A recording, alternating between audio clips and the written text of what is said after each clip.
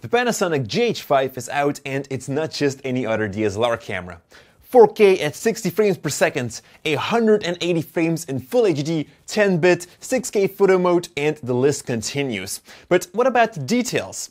Let me answer 5 big questions about the GH5 you need to know.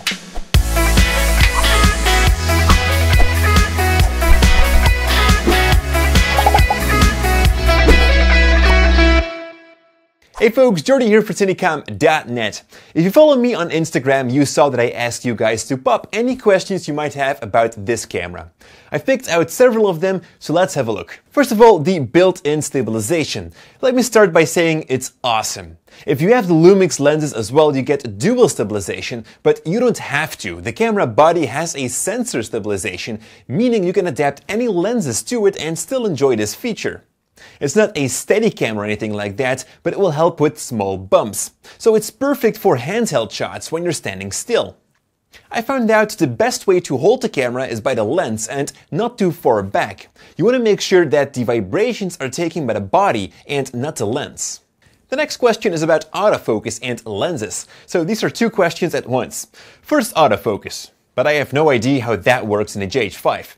The reason for it is because I never use autofocus. I might be old school, but I don't think you can really ever trust autofocus. There are too many things that could go wrong, like the focus which is pumping back and forward, wrong areas in focus pulls happening way too slow, etc. I also tend to go more for the manual lenses, like the Samyang series or older Nikon lenses, which produce a gorgeous image. I also use the Metabone speed booster for Nikon.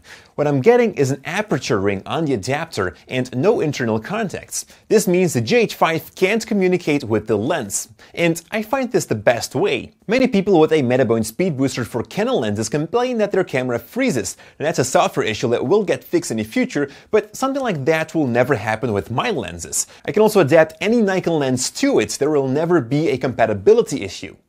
By the way, if you're wondering, the white tape on my speed booster is to reduce the play. Even after Metabone sent me a new mount, my lenses still wobble a lot, so I had to fix it myself. This is really a personal choice. If you have an arsenal of Canon lenses, then do use those. And if you're doing a lot of vlogging, I understand that autofocus is a must. I've got 2 more questions to answer, but that's for after the short break. Give your videos the final touch with the color-graded presets from Storyblocks. Just head over to their website where you can download the After Effects templates. Simply replace the media from the project with your footage and it's ready to render. This and thousands of more templates can be downloaded from videoblocks.com. There's a link in the description below. Welcome back everyone. Let's talk slow-mo and clear a few things out here. There are 2 recording options within the GH5. You either have normal recording or variable frame rate recording. With normal recording, the frame rates captured are also outputted that way. This can go to a maximum of 60 frames per second. Now, this is not a slow motion recording, but you do have the chance to stretch the clips in post-production to slow motion. The advantage here is that you're also recording the actual resolution, meaning you won't see quality loss. Plus, you can record sound. Now when choosing variable frame rate, the recorded frame rate can be set to your choice, but the output of it will either be 25 or 50 frames depending on your PAL or NTSC setting. This means we can record 2 frames per second or 180 frames per second, and the GH5 will process that and match it to its recording option. The slow-mo or fast motion is then baked into the clip. There's even an option to record 60 frames in 4K and output that to 25 frames.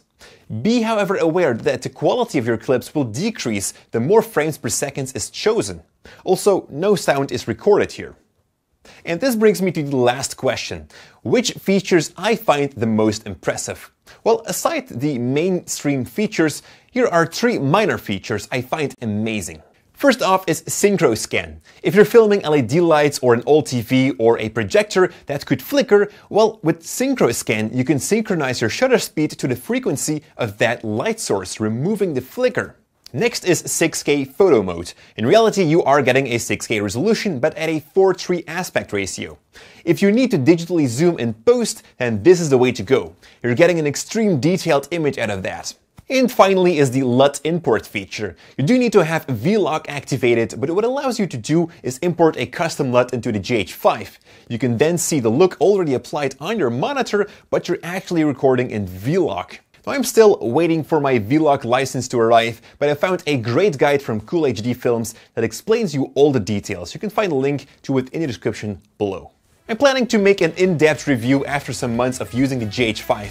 If you guys have any more questions about this camera, then let me know in the comments below and I'll do my best to answer them. Thank you so much for watching and stay creative.